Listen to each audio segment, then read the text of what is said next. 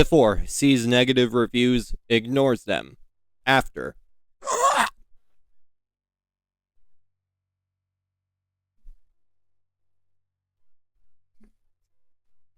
Welcome to the Real Authority. Today I'm talking about Her Private Hell.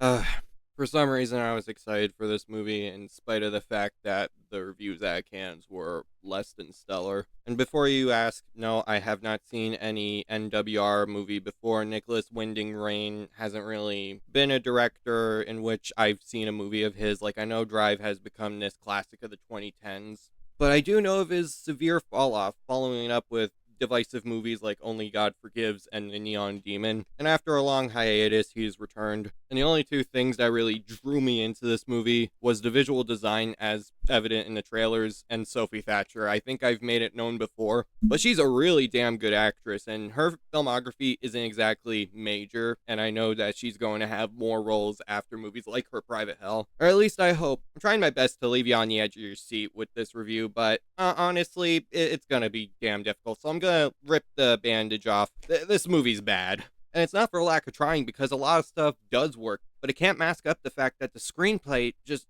doesn't work.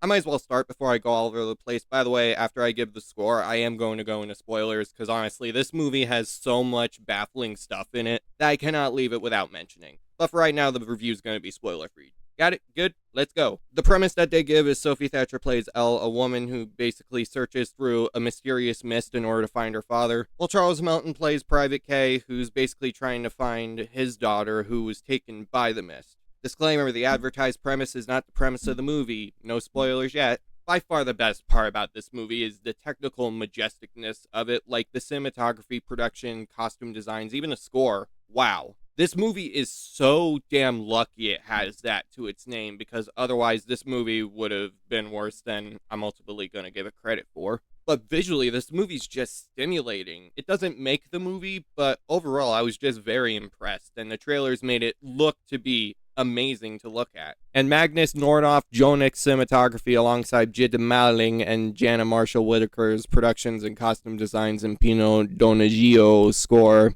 Love these damn cards.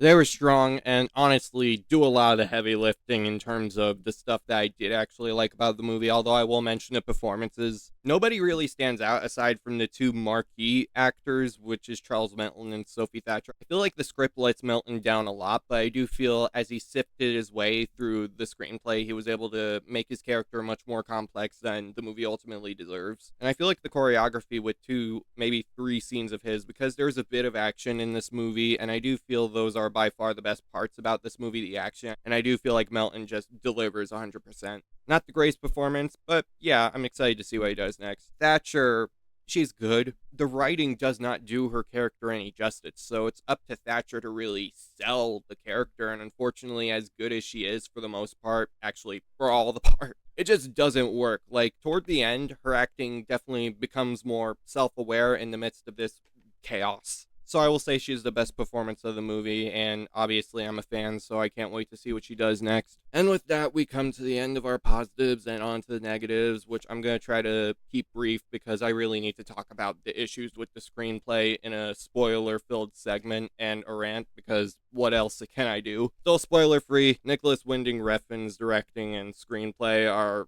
rough. The screenplay was with Esther Giordani, but he wrote the story, he made the story. And given the fact that I heard about his egotism as well as just self-serving projects following Drive, I thought to myself that maybe it would be just a me thing, like critics wouldn't like it, but maybe it would cater to me. No. Yeah, the movie really does feel like Refn's vanity project or passion project that only he can really decipher. Like, one of the things about this movie is that the movie just tries to have a compelling premise, and Refn tries to make a movie that's wholly his, but unlike other movies, this movie refuses to let viewers of his madness in. Like, I don't really know how else to explain it. I already mentioned the premise of the movie. That's not the premise of the actual movie. Like, it has inklings of that setup, but the movie really does feel janky and directionless a lot of the time. So it's up to performances to really sell it. But the directions that the movie takes is just so all over the place that the actors, as well as just everything,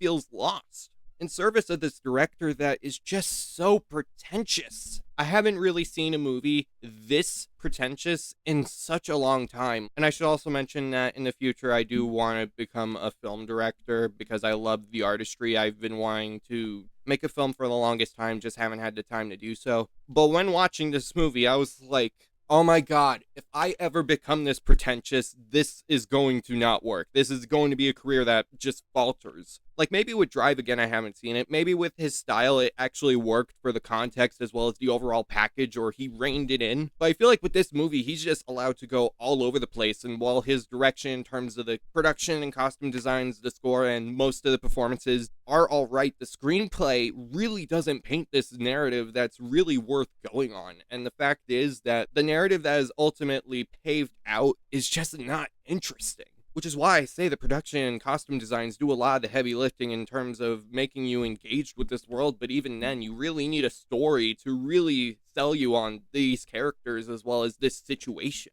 Like, the main threat they're trying to paint the Leatherman should be this major threat, and yet he really isn't the main focus. This movie really tries to implement a lot of genres and succeeds at only a few. I already mentioned the action, but that's very minuscule. It tries to also be a horror movie, a mystery thriller, a comedy in some places. Like, this movie's comedy is so ill-timed that it just feels like the poor man's version of Megalopolis. And no, I didn't scramble up my words. I've seen Megalopolis. I thought it was 5 out of 10. It blows my mind how much more restraint Francis Ford Coppola had in that movie. Like, even though it does feel like a vanity project, it was 40 years in the making. Still flopped, but it cost $110 million. What else were you expecting from a modern day Francis Ford Coppola movie? But that movie really did have a lot of interesting ideas, and they did explore it in such an inventive way, and the movie did look good. Maybe the green screen can be awkward, but when I saw it, I was like, you know what, not a big problem. And while this movie may have better visuals than Megalopolis, this movie doesn't really have the story to back it up, so yeah, worse than Megalopolis. And with no story, the visual element really needs to drive home the movie, but it just can't. It ultimately leads to severe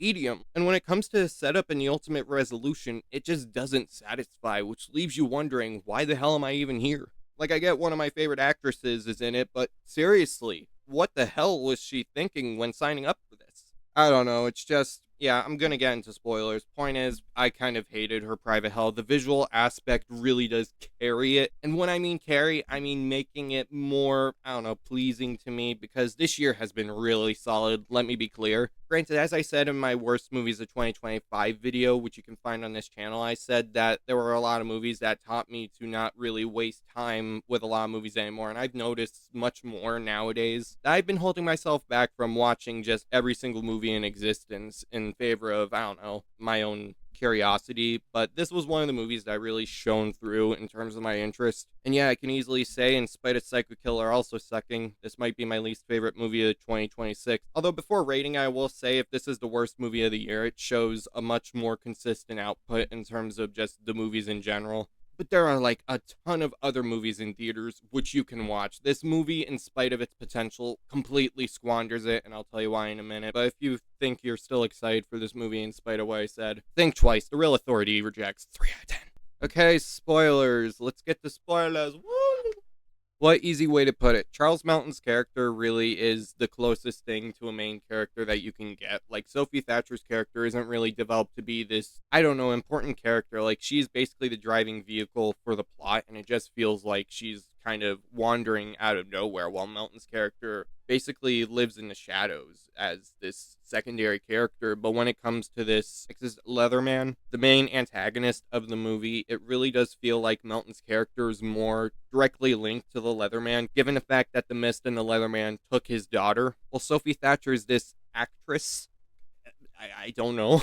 Like, Thatcher tries her best to make her character much more, I don't know, engaging and nuanced, but the nuance really is saved for Melton's character. Whether that's accidentally or not, I don't know. But Melton's character, like, if you really wanted him to have this linking, as well as sell his character as more important than the main character, why not just make him the main character in the first place? He is by far the most interesting character of the movie, and he's just wasted.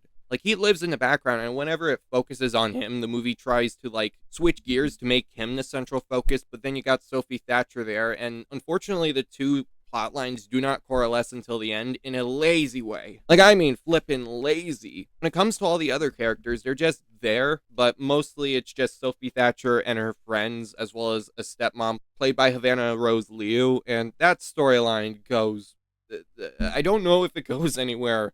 I mean, it probably does, but I either have chosen not to acknowledge it or just acknowledging it as bad. I already mentioned in the plot portion that the plot that they advertised is Sophie Thatcher's character trying to find her father. That's not in this movie. The father is basically at the beginning of the movie, but then he like disappears in favor of giving time for Thatcher and Leo, who plays her stepmom, time to bond while making this movie, which basically is like Star Trek. I don't know. Like, the movie really doesn't play a role outside of, like, the setting, because weirdly enough, the setting kind of becomes, well, not important, but becomes the central setting of the finale, which doesn't make any sense because we clearly know that it's basically a set. Oh, and by the way, who's the director of the movie? It feels like they just go to movie and then just exit out, like someone said cut and then I don't know, it's just weird. But with that storyline between Thatcher and Leo, it's like, it's so ridiculous because they make it seem like it's just genuine thing that may drive the emotional anchor of the story, but instead it's just an excuse for, I don't know, some weird stuff going on. Like, it goes from this person wants to reconnect with her stepdaughter to a bit of a lesbian angle that just goes nowhere, and it's just like, what? I seriously do not know how to explain it, and the fact that it basically leads to Sophie Thatcher's character attempting to murder Leo out of flippin' nowhere, only for the letterman to kill her for her. I don't know. I hope nobody else is reviewing this, because I seriously need people to hear about this, and if Sophie Thatcher's watching, you need to fire your agent if this is the movies that you're being compelled to star in. Major fan of you, by the way. But this was not it, in spite of your efforts. And by the way, when she does try to kill Liu, it's actually probably the best acting in the movie in general. Speaking of which, there's this other dude in which Liu basically compels the rest of the gal pals, I guess, to basically hang out with. And so after Elle has sex with this dude, she basically goes to her humble abode where Liu's also in. And please don't demonetize me, YouTube, I'm just explaining how it is. Forces her panties into Liu's mouth because Leo said that this dude tasted like soap, and then it just loses itself just a teeny bit more as we head to the finale. And you remember Melton's character? The movie didn't. No, it did, but the movie really did try to set up his story as like he needs to seek revenge against this dude. He needs to chop off the letterman's hands in order to save his daughter. And while Melton's in the finale, it's Thatcher who kills the leatherman, which makes no sense considering the fact that they didn't establish any sort of dynamic or connection between her and the leatherman. Basically just her father telling the story at the beginning, then being like, I gotta grab some cigs, peace. So now you have an ending that really doesn't focus on the emotional impact that they were trying to set up, because Melton's character, while he reconnects with his daughter, it wasn't him who did it, it was Thatcher, and it just feels like, okay, so the movie's over now, I guess. And then she's presented with gloves that I don't know what the hell they mean. Like, they obviously mean something, but then the movie just cuts to black, and you're like, oh. What the hell just happened? And why the hell did I sit through this movie? I don't know. Again, it just reeks of a director so full of himself that he basically refuses to let audiences into the madness and just makes madness for no good reason. So please don't watch it, and Thatcher, please don't star in a movie like Her Private Hell again in spite of its potential. If you have talent, just bring that talent to other projects that do not feel like waste of time. Part of me really hopes that she sees it, because this movie's probably going to flop in the wake of The Odyssey. Just watch The Odyssey again, dude. Don't be an idiot like me, and this will probably be one of the only films for the rest of the year in which I basically feel like an idiot for even giving it a chance. So yeah, we'll see if it stays the worst movie of the year until the end of the year. We have a few months left, but yeah. End of the video, gonna awkwardly transition into the ending. Make sure you leave a like, subscribe to the channel, and turn on post notifications. I mean, if you saw it, comment your thoughts on the movie, and let me know if Drive is an underrated masterpiece or overrated, or if you like any of his follow-up films. Maybe not Her Private Hell necessarily, but in the rest of his filmography. Oh, and yeah, let me know what your worst movie of the year is so far. We can only go up/down from here. Alright, peace.